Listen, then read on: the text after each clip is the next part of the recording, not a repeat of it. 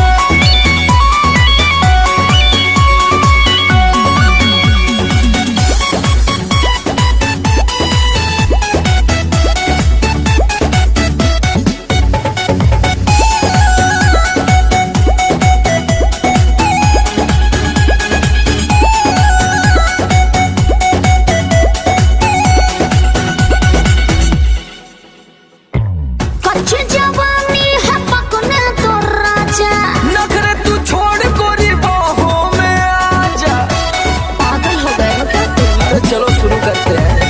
कच्ची जवानी है पकने दो राजा, नखरे तू छोड़ गोरी बाहों में आजा। अरे जा जा झूरे का गजरा बिखरने न दूंगी। डोंट वरी, कुछ नहीं होगा। चल हट कमरिया को टच करने न दूंगी। कमरिया को टच करने न दूंगी। कमरिया को टच करने न दूंगी।